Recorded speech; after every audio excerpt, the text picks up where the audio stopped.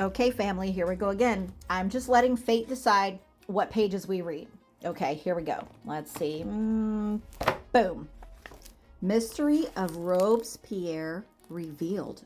On the following pages, I shall quote numerous mysteries which puzzle the historians but are clear for my readers. From whence came the influence of Robespierre upon persons far more intelligent and talented? Michelet, a progressive historian, describes Robespierre as a small lawyer with a poor figure endowed with but mediocre intelligence and colorless capacities. God, that's such a solid burn. One can imagine a tyrant surrounded by an army, not a tyrant alone and without soldiers.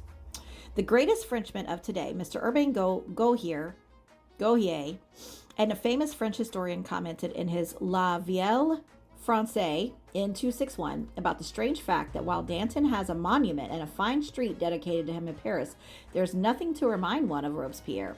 Mr. Gouhier explains this by the fact that Robespierre was incorruptible, while Danton was a dishonest, immoral rogue and sold himself to everybody.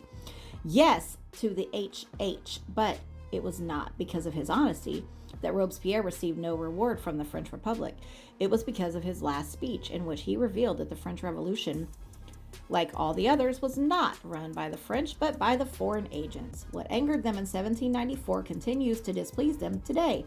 Robespierre then said imprudently, quote, I distrust all these foreigners whose faces are covered with masks of patriotism and who are trying to appear more Republican and energetic than we ourselves.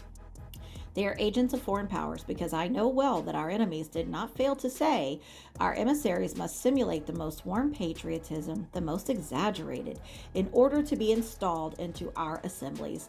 These agents must be crushed despite their perfidious art and the masks which they always assume.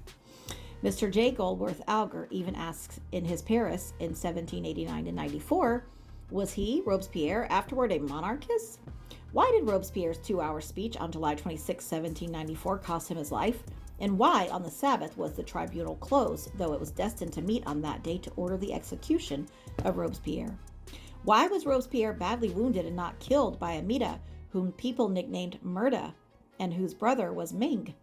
The French Revolution, as the others have been, was organized and financed by the Rothschilds in order to murder the Christians, to plunder them, and to obtain all the kingdoms. Why did the tribunal rest on Saturday? Inference is they were in the synagogues, those French leaders of the French Revolution.